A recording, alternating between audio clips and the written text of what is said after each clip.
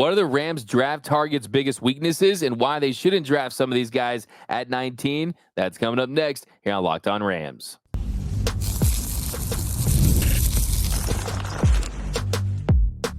You are Locked On Rams, your daily Los Angeles Rams podcast. Part of the Locked On Podcast Network, your team every day.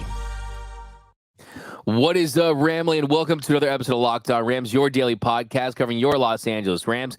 Free and available wherever you get your podcast. Locked On Rams, part of Locked On Podcast Network, your team every day. We're also available over on YouTube, so if you haven't yet, do us a huge favor and subscribe to the Locked On Rams YouTube channel. Hit that subscribe button, hit that notification bell, hit that like button, and also let us know. What do you think the Rams should do at 19? We're going to open it up. Once again, my name is Doug McCain. You can follow me on X and Instagram at DMAC_LA. I've been covering LA sports for over a decade, 24/7 sports, Dodgers Nation, SI, now the Rams for Locked On. And as always, I'm joined by the Rams pre-half and post-game show host for the Rams flagship radio station, ESPN 710 LA.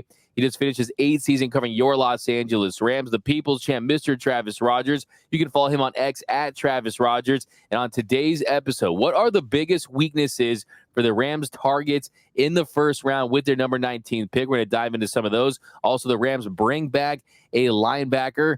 And then also, who are the best picks at number 19 in the NFL draft's history? That's coming up. But first, this episode of Locked On Rams is brought to you by FanDuel.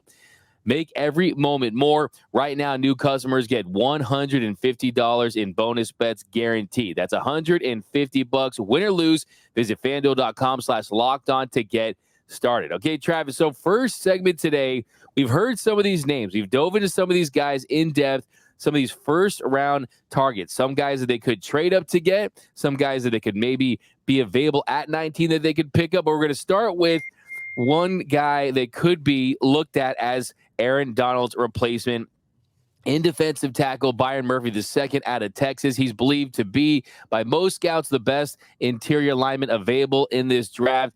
And we know the positives, right? But you know what? We're going to stick to the negatives, okay? We're going to focus on what are the weaknesses, what are the biggest red flags for some of these guys. If you look at Byron Murphy, he struggles against double teams in the run game. He can be easily moved at times. But also, he is someone that is a little on the shorter side, right? He didn't register one batted pass, didn't force one fumble in 39 games at Texas. We look at his size, little undersized, definitely very athletic, but how much of a weakness is that for you?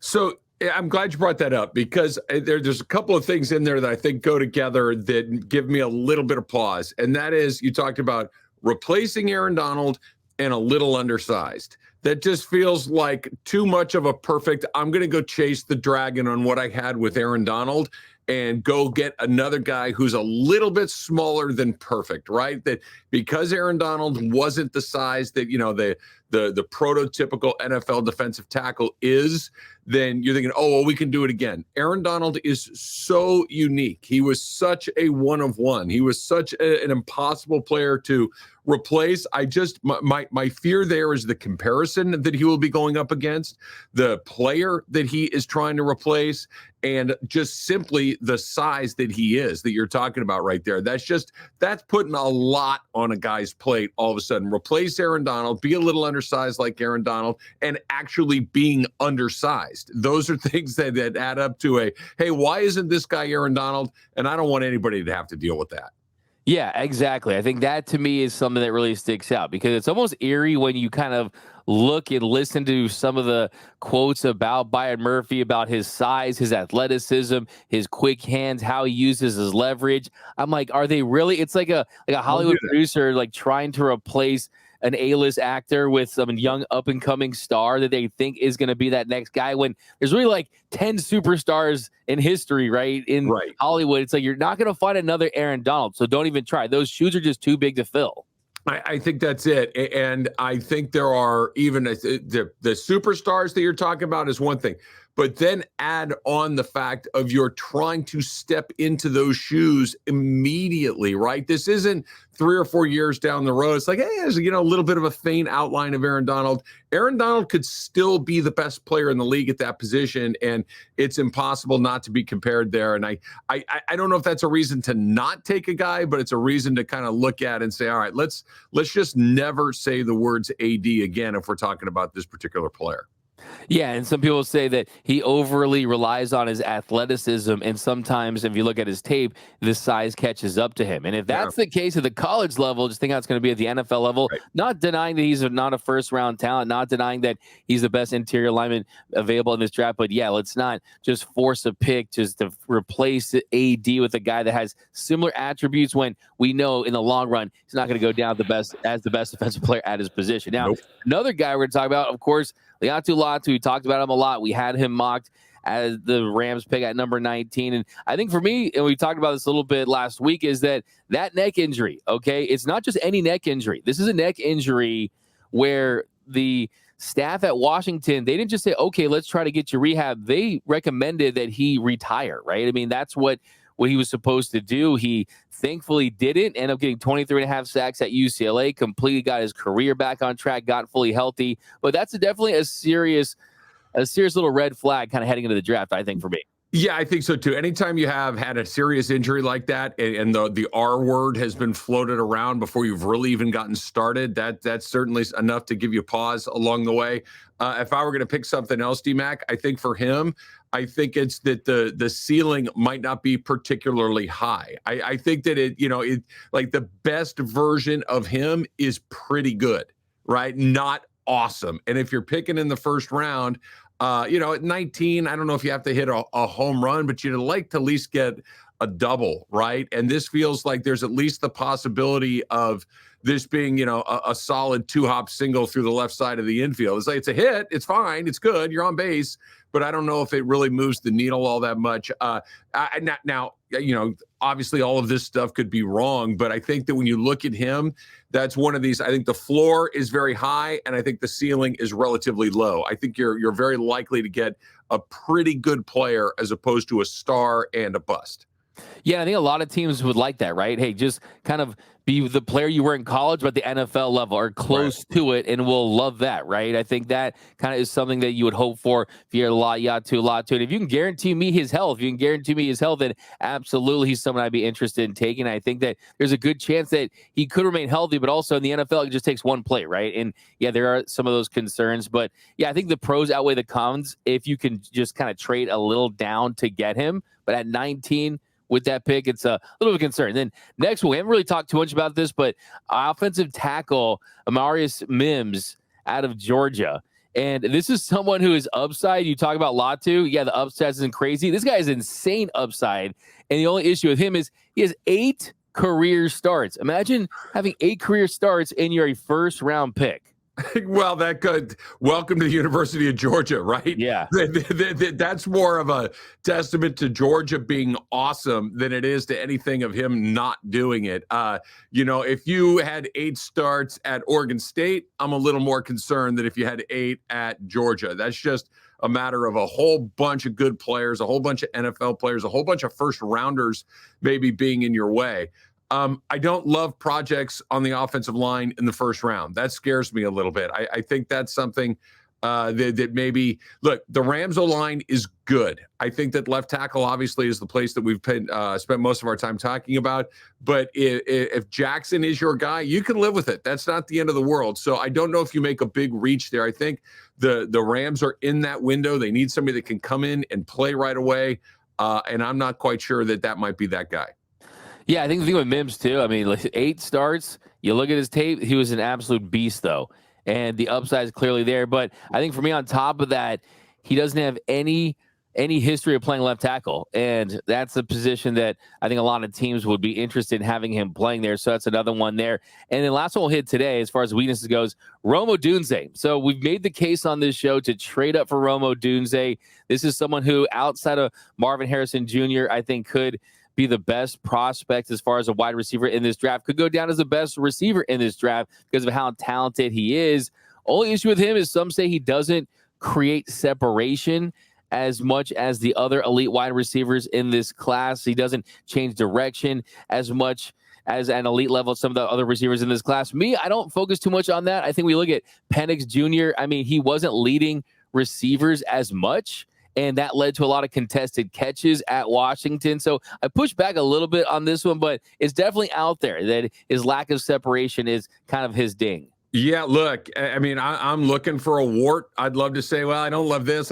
I like this guy a lot. Yeah. I don't see a lot of things that make me go, even if you're looking for, if you can find a way to pick him, I think everybody's going to be very happy because he kind of checks every box, right? I think that the upside is very, very high. I think that he's ready to play in the NFL right now. A wide receiver with Matthew Stafford is always a good bet, right? That this is there are very few guys that have not worked well with him.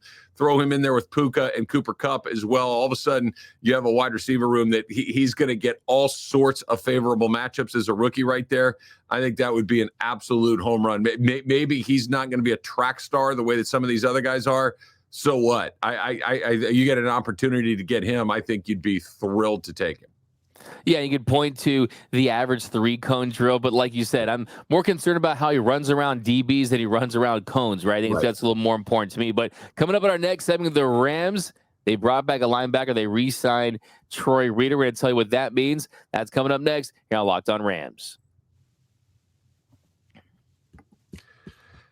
Passion, drive, and patience. The formula for winning championships is also what keeps your ride or die alive, right? eBay Motors has everything you need to maintain your vehicle and level it up to peak performance. What they have are superchargers, roof racks, exhaust kits, LED highlights, and a whole lot more. So whether you're into speed, power, or style, eBay Motors, they've got you covered. With over 122 million parts for your number one ride or die, you're always going to find exactly what you're looking for. And with eBay Guaranteed Fit, your part is guaranteed to fit your ride every time or your money back. Because with eBay Motors, you are burning rubber, not cash. With all the parts you need, at all the prices that you want, it's easy to make your car the MVP and bring home not big wins, not kind of big wins, huge wins. So keep your ride alive or die, or I should say your ride or die alive. That's much better at ebaymotors.com. Eligible items only, exclusions apply. eBay Guaranteed Fit only available to U.S. customers. All right, excited about this one too. So I have been told that I'm a little bit of a competitive person, and I guess that's true, I guess, right? I like to win. Who doesn't like to win? Who doesn't like to be able to kind of stick it to the other guy as well, right? And my competitive side is a huge fan of Monopoly Go. I'm sure you've heard of it. I'm sure you've probably seen it on your phone too. It's been downloaded over 150 million times. It's a great twist on Monopoly where you play not one, but on hundreds of Monopoly boards in crazy locations, building up amazing cities. They're going to bring you big money. But the best part, like I said, you get to mess with people. You get to mess with your friends a little bit, right? You can charge them rent on your iconic properties, just like classic Monopoly. But now you can also rob the vault for riches for yourself. So the leaderboards show you who the biggest tycoons are. Get in the game and join your friends. Download Monopoly Go, right? Download it right now for free on the App Store or Googly Play or Googly Moogly Play. Monopoly Go on Google Play. And we're off and running here on Locked On Rams. Thank you for making Locked On Rams your first listen every single weekday, free and available wherever you get your podcasts. Locked On Rams, part of Locked On Podcast Network, your team every day. Now, Travis, here in our second segment, the Rams, they bring back Troy Reeder. Now, I know this is not some massive signing, but they already brought back Christian Roseboom. You bring back Troy Reeder. They announced that last Thursday. 17 games last season. He started 6. He had 23 total tackles. Played primarily special teams. But if you look at that inside linebacker position, you got Ernest Jones, of course, you got Christian Roseboom. The interesting thing now to me in this is, look, you've basically gotten away with not having to have premier inside linebackers because of the presence of Aaron Donald. How will the position look moving forward? Do they go out there and spend more money on the position for agency in future years? You go out there and draft the higher pick this time around. I think they're going to draft one this time around, not the high pick, but definitely look for one in a couple of weeks. I think you nailed it. I think that's this has been a position, with the obvious exception of Bobby Wagner, who is only here for 1 year, that the Rams have gone discount shopping on, right? That they have not spent a ton of resources, both in salary and draft capital, to try to make sure that middle linebacker spot is something that is, filled at an incredibly high level. And I think you're right as to the reasons why. When you have Aaron Donald, you know what? I don't really have to spend a lot of my stuff to make sure that the guy that's backstopping Aaron Donald is the best in the game. Aaron Donald's not going to get beat very often. Aaron Donald's going to take care of what he needs to do. So, and I look, I'll just say it. The Rams have been kind of going. Ernest Jones aside, I'll put him aside. He's a nice player, but the rest of these guys, I think, are guys, right? They're just a guy, the proverbial jag, whether it's Reader or Roseboom or these other guys. And I'm not being disrespectful. I'm not. Every NFL roster has guys like this on it that are not going to make Pro Bowls, that are not going to make a bunch of, highlight reel plays week in and week out, that they're just solid NFL players that you got to need to fill out your roster. And I think that's what this is. Now, we'll see whether or not you got to do a lot better moving forward.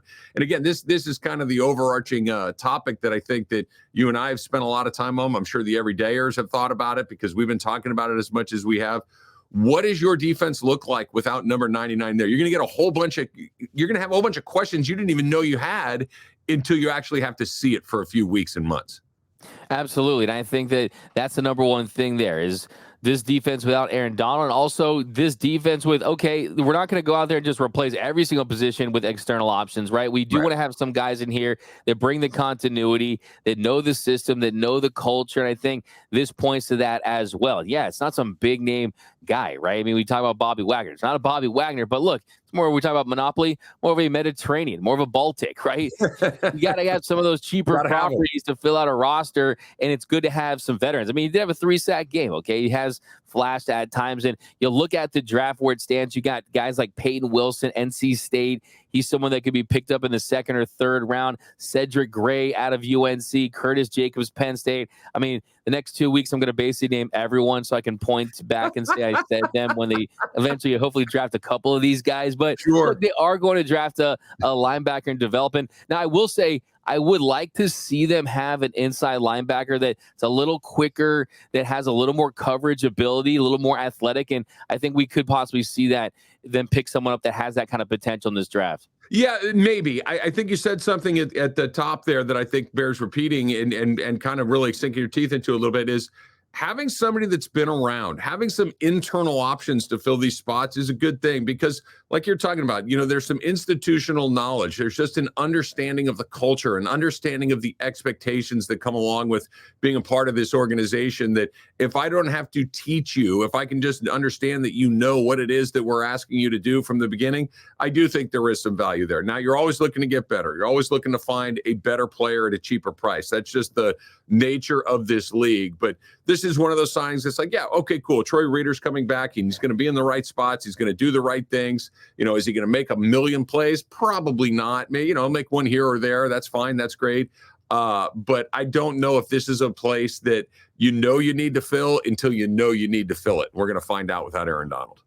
100% too. And just kind of looking too far ahead here, 2025, that's when you don't have that Donald cap hit, right? I mean, 24 million at 2024 this season. So it'll be interesting to see how they rebuild this defense without some of those big cap hits on that side of the ball and have a little more freedom to go out there and spend on guys. But coming up next, the number 19 pick in the NFL draft.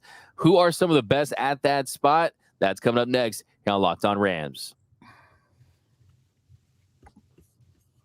All right, it's here, right? The NBA playoffs and the hockey playoffs, they are here. Also, baseball is in full swing. Kind of a tough weekend for Doug and mine's favorite baseball team. What are you going to do? You got 162 of these things. But FanDuel, that's your place to bet on every single one of these games, right? Because right now, new customers, you're going to get $150 in bonus bets guaranteed, right? You heard me right.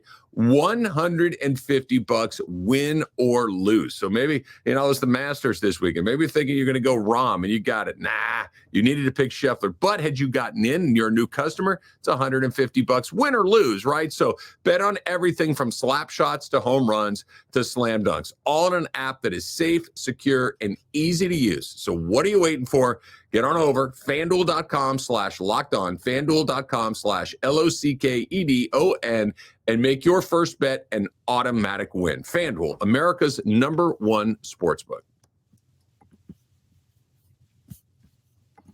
And welcome back to Locked On Rams. Thank you for making Locked On Rams your first listen every single weekday, free and available wherever you get your podcast. Locked On Rams, part of Locked On Podcast Network, your team every day. Also, a special shout out to those everyday listeners out there. We appreciate you watching and listening to every single episode of Locked On Rams. And you can be an everyday listener too. You definitely want to join with the draft coming up. Membership is 100% free, and you won't miss a thing about your Los Angeles Rams. Now, Travis, here in our third segment, got me thinking over the weekend, who are the best picks at 19 in recent memory in the NFL draft? And I think really you start in 1996. Marvin Harrison Sr., of course, he goes on to be a Pro Football Hall of Famer, the NFL's 2000 All-Decade Team. So, hey, that feels good. A receiver, Sean Alexander in 2000.